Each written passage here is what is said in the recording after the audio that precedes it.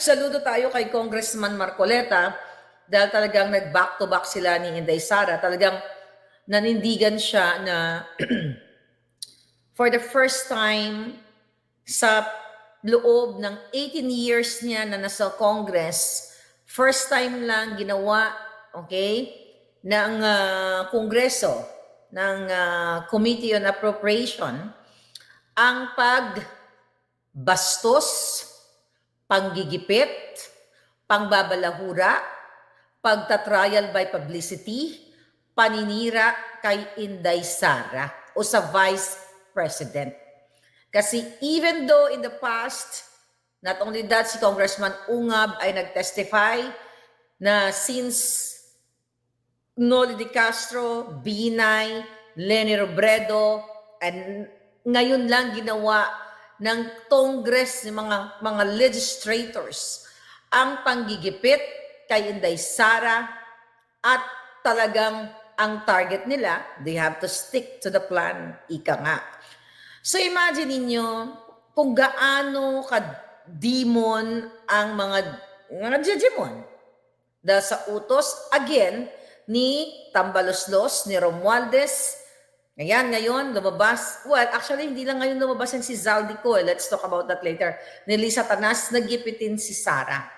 Noong panahon ni Duterte, ang budget hearing, ang pagbalangkas ng budget ni Leni Robredo, na kahit si Leni ay gumawa ng eksena sa international community and media na sirain ang Duterte, pero never siyang pinahirapan na katulad ng ginagawang pangbubuli ng mga buwaka ng GNMS. Like in less than 30 minutes, ay inapprove ang kanyang budget. Okay? Noong 2022, dahil hindi pa nag-aaklas si Inday Sara, 2023, 2022-2023, di ba? Hindi pa nag-aaklas, napakabilis ng pag-approve ng kanyang budget.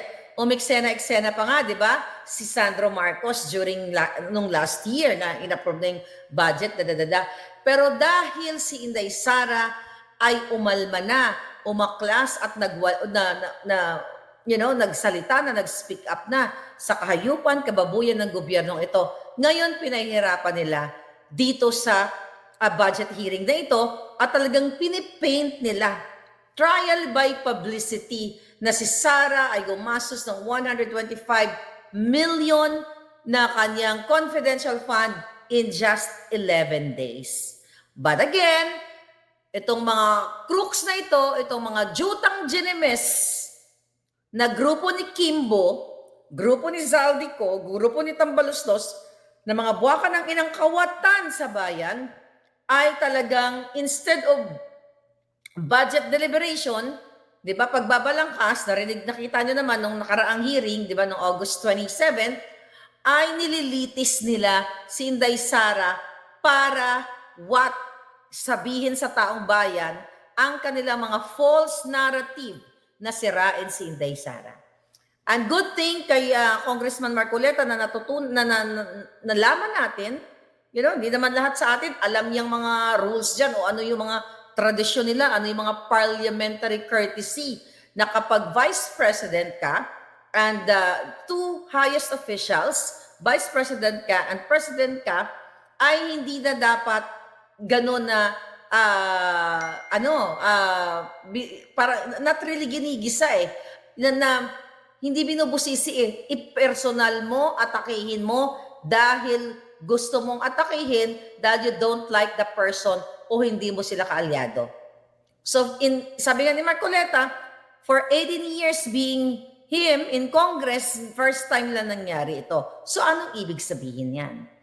Kasi nga, ang presidente nyo, ang asawa niya ay may control sa lahat at ang may control ng budget, ang pinsan niya. Di ba nga? Kasi nga, kaya first time in the history dyan sa Congress, according to Marcoleta and Congressman Ungab, kasi nga the target here is Inday Sara. The target here is the Dutertes. The target here is yung mga kritiko.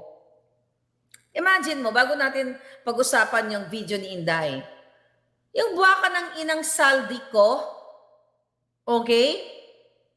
Yung julol na yan, na laging para silang magkarugtong ang kanilang mga itim na kaluluwa ni Tambaluslos, nung dun sa bandang huli ng hearing, hindi na sinasabi niya na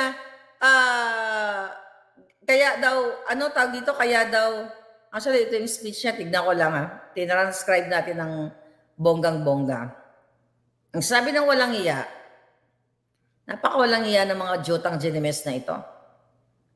Okay? Para daw magpaliwanag, okay. Para daw magpaliwanag si Inday Sara na patungkol dito sa confidential fund na ito. Isa yun sa mga tinalakay niya. Tapos kasi nag-release si Inday ng ano, 'di ba, ng video part 1 patungkol nga sa mga kadyotahan nila diyan. So sinasabi niya dito, sinasabi ng saldi ko na si Inday Sara pa daw ang naglilihis ng issue.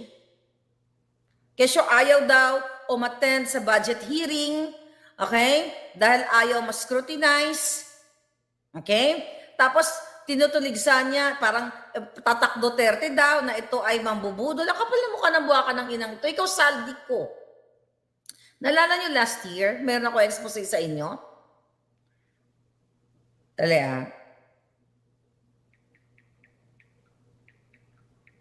Okay, last year, may expose ako sa inyo mga palangga. Tignan natin itong julol na to. Okay. Anyway, na mayroon tayong source na yung kanyang asawa, according to our source, na pinasara yung YSL sa Paris para mag-shopping lang. Nalala niyo yun? Last year ko pa sinasabi sa inyo yun.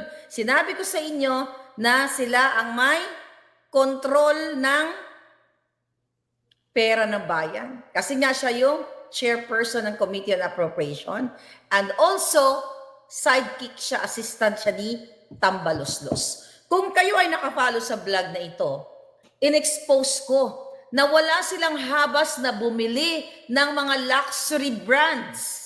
Hermes, name it, ang asawa ni Saldi ko, according to our source na inere natin yan last year, parang bumibili lang ng candy ng mga luxury bags sa Paris.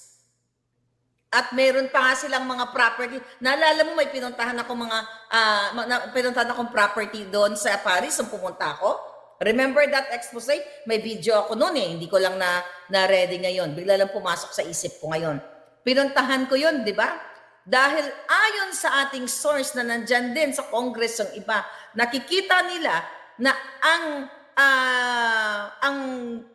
pamumuhay ni Saldi ko at ni Tambaluslos, pero more on pamumuhay ni Saldi ko, magsimula sa toothpick. Toothpick, kung pwede lang may toothpick na Hermes ang bibili nilang toothpick. Kung pwede lang ang napkin para sa kipay nila, may Hermes, ibibila nilang Hermes. Ang question natin, saan nanggagaling ang pera ng pamilyang ito na dati namang nanglilimahid according to our source? Walang ganitong pera. Saan sila kumukuha na papasara yung YSL, bibili ng Hermes, bibili ng lahat, tsinelas, napkin, halos lahat, na lahat branded. Nagkamali ba ako sa expose ko sa inyo na sila ang namamayagpag sa pera ng bayan? True enough, mga kapalangga. Okay?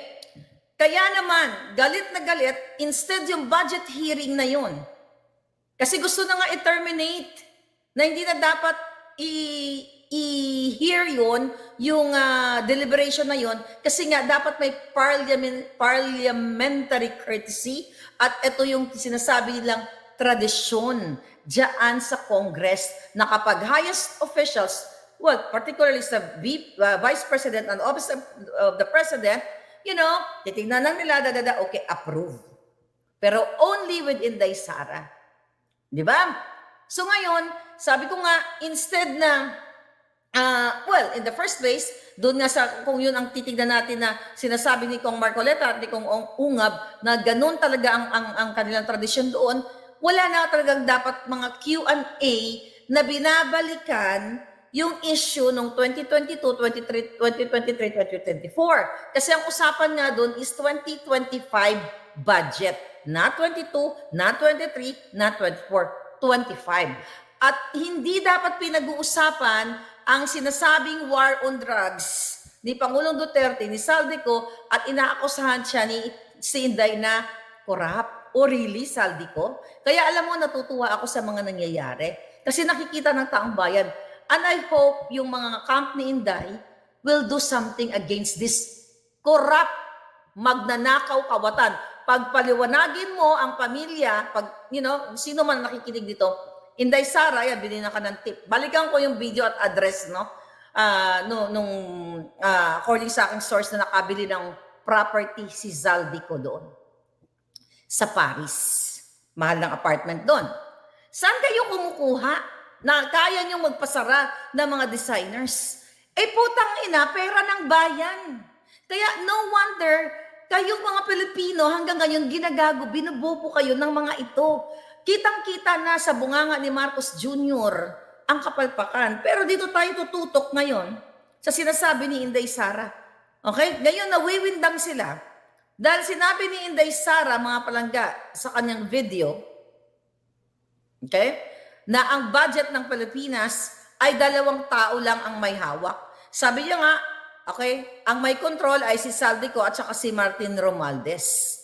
Okay? Kaya nga pinaliwanag niya sa inyo sa kanyang video, mga palangga, tungkol sa DepEd budget niya, sa Department of Education budget ng 2023 na may 5 billion na in-approve para sa classroom construction.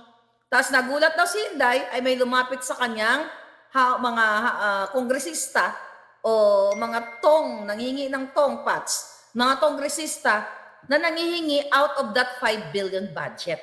Nagkamali ba ako sa inyo through may puting ahas na ang budget ng Pilipinas hindi napupunta, ang budget ng buong pangkalatang bansa ay hindi napupunta sa inyo. Napupunta sa mga kawatan, mga bangag. Imagine, pinakita ni Inday Sara sa inyo yung ebidensya doon sa video. Okay? Na mayroong yung kanyang testamento na inaprobahan sila ng 5 bilyong budget. Tapos biglang may lumapit sa kanya at hinihingi ang parte nila. Nakita nyo?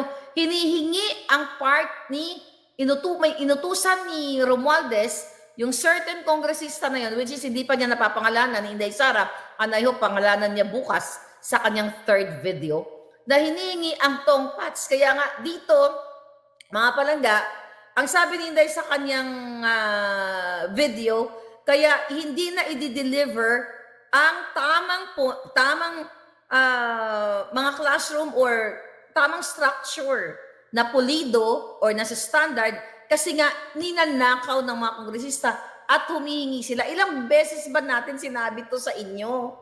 Ilang beses ko ba since ako'y nagnangabels dito na kapag na-approve na yung budget ng certain agency, may cut si Tambaluslos, ayan si Saldico, na okay, dahil inaprobahan kita ng 5 billion, ito ang certain amount ibibigay mo. Nagkamali ba yung puting ahas natin dito?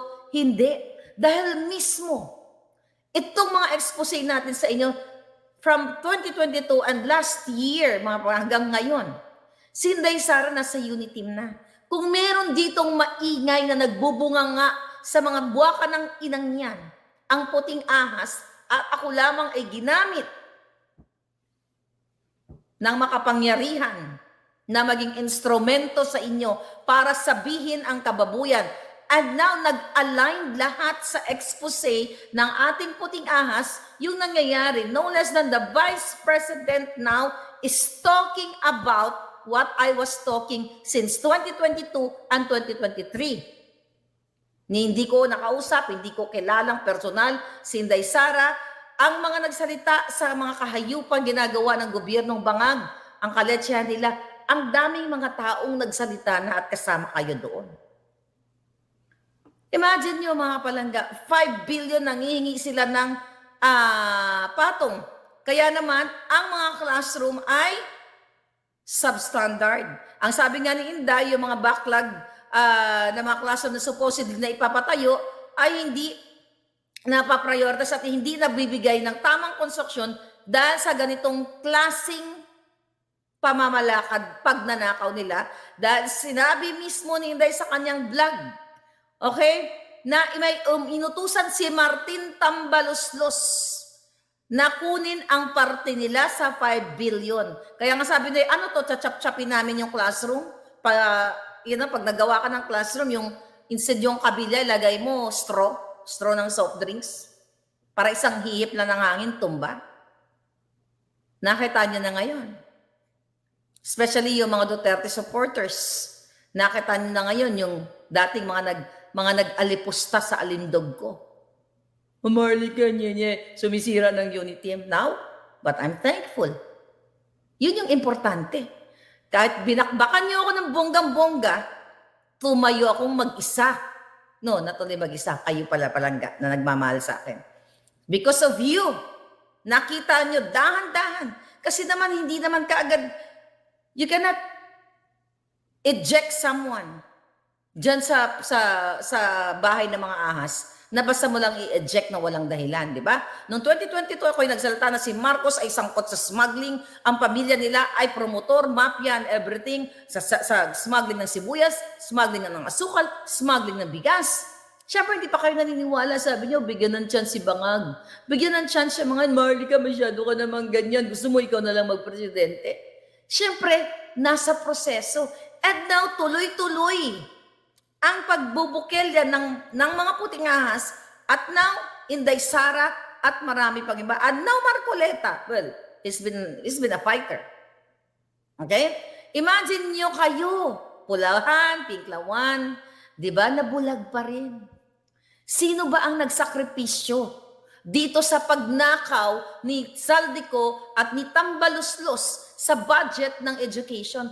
We're talking billions. Nililihis nila yung confidential fund na tinitira nila kay Inday, na kung titignan mo ang kanilang tradisyon o ang kanilang rules dyan sa confidential fund. Kaya nga confidential fund You spend it for your intelligence di ba? Si Marcos Jr. ba nagpaliwanag ng confidential fund? Kasi kung papaliwanagin nila si Inday Sara, i-itemize ang confidential fund, which is hindi naman dapat i-itemize yan. Kaya mga buwaka ng inang kongresista nga, ayaw nga nilang i-itemize, ayaw nga nilang, hanggang ngayon si Tambaloslos, hindi siya magbigay ng audit or transparency doon sa kinukwasyon na 1.8 billion na travel funds niya. Pero si Inday, gusto nila i-itemize. Si Bangag Jr., bakit hindi niyo ipa-itemize? Nang nakita nyo, baka doon sa kanyang budget, magkano budget niya? 10 billion ngayon.